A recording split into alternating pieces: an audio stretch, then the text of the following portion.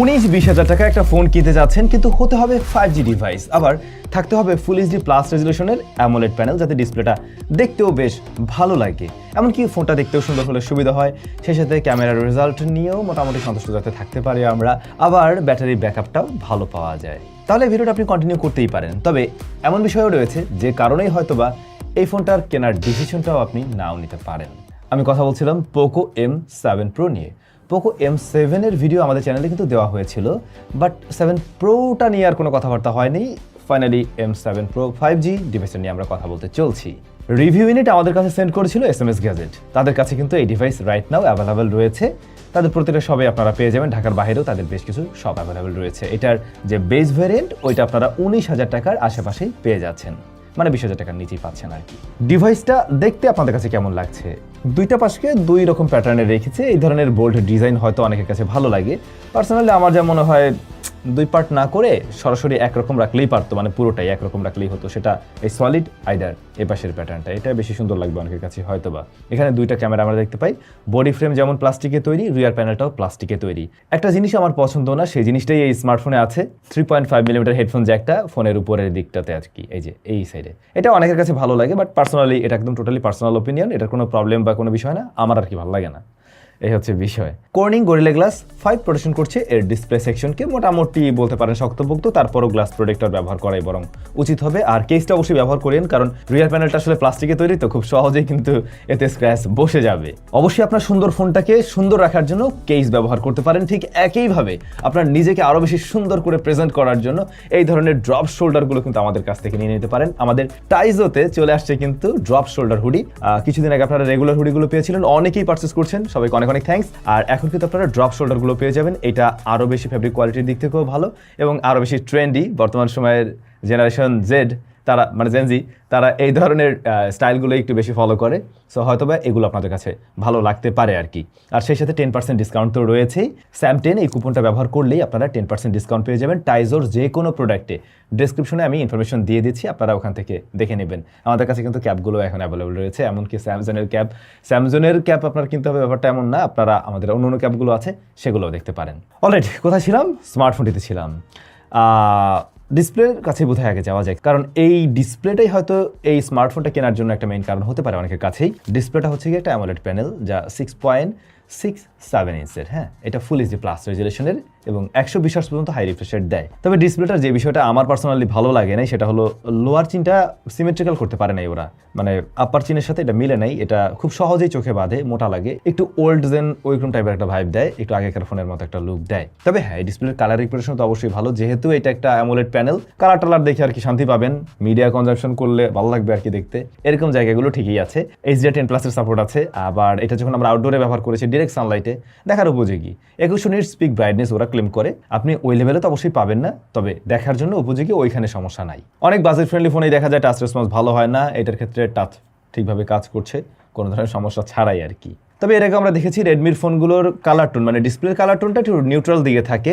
এটার কালার টোনটা আমার কাছে একটু ভাইব্রেন্ট লেগেছে আর কি, মানে একেবারে ন্যাচারাল মনে হয় না, ডিসপ্লেটা তার একটু পপটা টাইপের লাগে।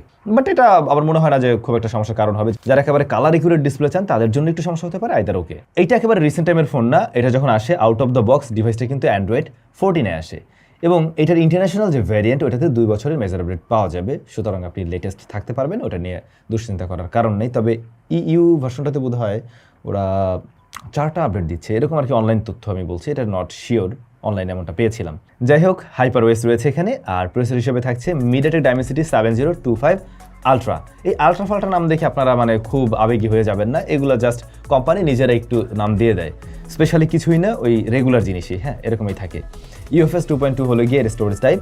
স্মার্টফোনটা 6GB 8GB এবং 12GB র্যামে পাওয়া যায়, সেই সাথে 128GB 256 অ্যান্ড 512GB পর্যন্ত স্টোরেজ ভ্যারিয়েন্টে পাওয়া যায়। আমি বেস ভ্যারিয়েন্টের কথা বলছিলাম তখন দামের বিষয়টাতে। এখন এই যে প্রসেসরটা বা এই প্রাইস পয়েন্টে আমরা যদি একটা আনঅফিসিয়াল বা গ্রে মার্কেটের ডিভাইসের কথা চিন্তা করতে যাই, তাহলে কি আমরা আরেকটু বেটার চিপ পেতে পারি? ডেফিনেটলি পেতে পারেন। যেমন IQ Z10X, এই যে ডিভাইসটা রয়েছে, এই ডিভাইসটাতে কিন্তু MediaTek Dimensity 7300 রয়েছে এবং ওইটার স্টোরেজ টাইপ বোধহয় UFS 3.1। সুতরাং পারফরমেন্স ওয়াইজ এইটার চাইতে ওই ফোনটা কিন্তু বেটার, বাট ওই ফোনটার কমতি কোথায়? ওটাতে একটা IPS ডিসপ্লে রয়েছে। তো আপনি এইখানে ডিসপ্লের ক্ষেত্রে একটু বেটার কিছু দেখছেন, বাট প্রসেসরে এসে আপনি একটু কম পাচ্ছেন। আগে হিসাব করতে হবে আপনি কোন ধরনের ডিভাইস আসলে খুঁজছেন। আপনার যদি একদম পারফরমেন্স সেন্ট্রিক ডিভাইসই দরকার হয় এই প্রাইস সেগমেন্টে, যে আমি 17, 18, 19, 20-এর মধ্যে একটা ডিভাইস কিনবো যেটা মূলত আমি গেমিংয়ের জন্য কিনতে চাচ্ছি, যেটা পারফরমেন্সের সবার চাইতে উপরে থাকতে হবে, তাহলে কিন্তু এখানে আপনার জন্য MediaTek Dimensity 7300 সেরার কাতারে আছে। সেই জায়গায় এটা পিছিয়ে পড়ে। সে আপনি মাল্টি কোর স্কোর বলেন, সে আপনি গ্রাফিক সেশন বলেন, সিপিউর স্কোরের কথা বলেন, যাই বলেন না কেন, এই প্রসেসরটা কিন্তু 7300-এর তুলনায় পিছিয়ে পড়বে, সে আলট্রা ফাল্টা যেই নামেই থাকুক না কেন। কিন্তু কথা হচ্ছে আমি যদি ভাই রেগুলার ইউজার হই, মাঝে মাঝে গেমিং করি, তাহলে কি অবস্থা? হ্যাঁ, ডে টু ডে টাস্কের ক্ষেত্রে এই ডিভাইস ভালো রেজাল্টই দিচ্ছে এবং হাইপারওয়েস আমাদেরকে হাইপার করে নাই, মানে ঝামেলা দেখায়নি আসলে।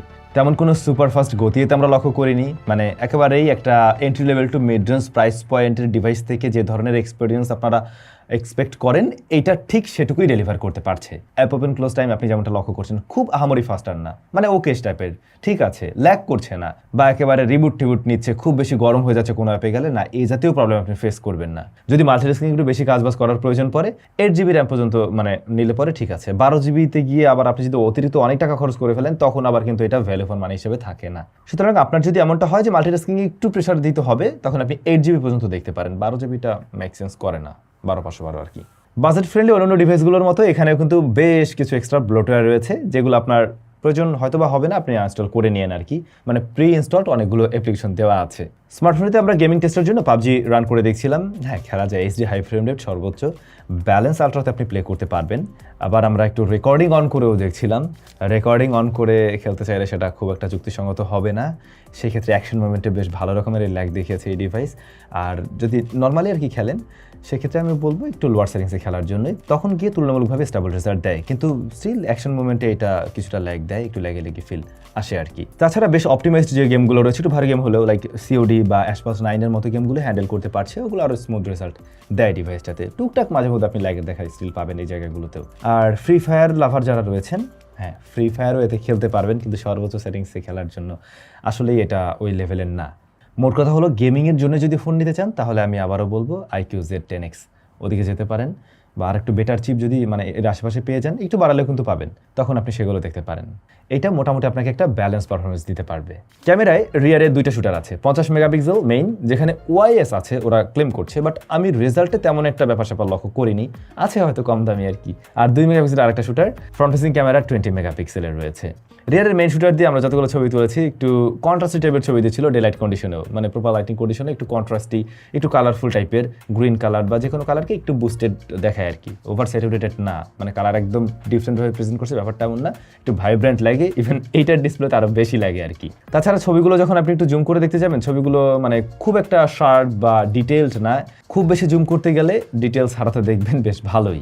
লো লাইটের দিকে কালারটা শিফট করে, কালারটা একটু এদিক সেদিকে চলে যায়, তখন নাইট মোড অন করে নিলে একটু কন্ট্রাস্টের প্রবণতা বাড়ে ঠিকই, কিন্তু ছবিগুলোতে হাইলাইট টাইলাইট থাকলে সেগুলোকে বেশ ভালোভাবে ব্যালেন্স করে। লাইক লো লাইট আপনি ছবি তুলছেন, কোনো যদি হাইলাইট চলে আসে, কোনো লাইট ডিরেক্ট লাইট থাকে আর কি, সেগুলোকে মোটামুটি ভালোই ব্যালেন্স করার ট্রাই করছে। কিন্তু ওভারঅল যে কোনো সিনিয়রের ছবিগুলোই একটু সফট টাইপের ছিল এই স্মার্টফোনের। পোর্ট্রেট মোডে কোনো আলাদা ফোকাল লেন্থ আমরা পাইনি, একদম রেগুলার 1x যেটা আছে ওটাতেই আর কি নিচ্ছে। ব্যাকগ্রাউন্ড ব্লারনেসটা একটু আর্টিফিশিয়াল অনেকের কাছে লাগতে পারে, তবে এস ডিরেকশন যথেষ্ট ভালো আছে এই ফোনের। আর হিউম্যান স্কিন এগুলোর কালার টালার খুব একটা চেঞ্জ করে না। 19,000 টাকার এই ফোনটার ফ্রন্ট ফেসিং ক্যামেরাটা ম্যাক্সিমাম মানুষের কাছে ভালো লাগবে, এমনকি এই প্রাইস পয়েন্টের অনেক অফিসিয়াল আনঅফিসিয়াল ডিভাইস থেকে এগিয়ে রাখবে ওকে। ফার্স্ট অফ অল বেশ ওয়াইড একটা ভিউ দিতে পারে, আপনার খুব বেশি দূরে নেওয়া লাগবে না, যারা গ্রুপ সেলফি তুলতে চান আর কি, তাদের জন্য এটা একটা সুবিধা দিবে অবশ্যই। আর এমনিতেও ছবির কোয়ালিটি ভালো আসে, ইনডোর আউটডোর দুই জায়গায় আমরা মানে এই প্রাইস পয়েন্টের ফোনের সাথে কম্পেয়ারে নিয়ে বলতে পারি ডিটেল ভালো দেয়, তবে একটু ফর্সা করার প্রবণতা আছে এখানে আর কি। ক্যামেরা 2 API নিয়ে যারা ভাবছেন না, লেভেল 3-তে আনলকড নেই এটা। মেইন ক্যামেরা ভিডিও রেকর্ড করতে পারে সর্বোচ্চ 1080p 30 fps এ, ভিডিওতে বেশ ভালো রকমেরই লিমিটেশনস রয়েছে। তাছাড়াও আমরা প্রচুর পরিমাণে জিটারিং দেখছি। ভিডিও নিয়ে যদি চিন্তা ভাবনা থাকে তাহলে বলবো ভাই এটা আপনি বাদ দেন, তাহলে এটা আপনাকে কোনোভাবেই সন্তুষ্ট করতে পারছে না। বলছিলাম বেশ কিছু কারণ রয়েছে যে কারণে হয়তোবা অনেকে নাও কিনতে পারেন এই ডিভাইসটাই। যাই হোক, ফোনটাতে ব্যাটারি রয়েছে 5110 mAh এর, এবং আপনারা বক্সে পেয়ে যাবেন 45 ওয়াটের চার্জিং সিস্টেম। এখনকার দিনে আমরা আরেকটু বড় ব্যাটারি দেখি, এটাতে আরেকটু বড় সড়ো ব্যাটারি বা 6000 mAh থাকলে পরে আমি আরও খুশি হয়ে যেতাম, তবে সত্যি বলতে এটার ব্যাটারি ব্যাকআপও খারাপ না, 7 ঘন্টা প্লাস এসওটি দিতে পারে এই ব্যাটারিটাই। তো আপনারা যারা কিনা মোটামুটি হেভি ইউজার বা মানে রেগুলার ইউজার রয়েছেন একদিন প্লাস টাইম আসলে ব্যবহার করতে পারবেন, তাতে করে সমস্যা নেই।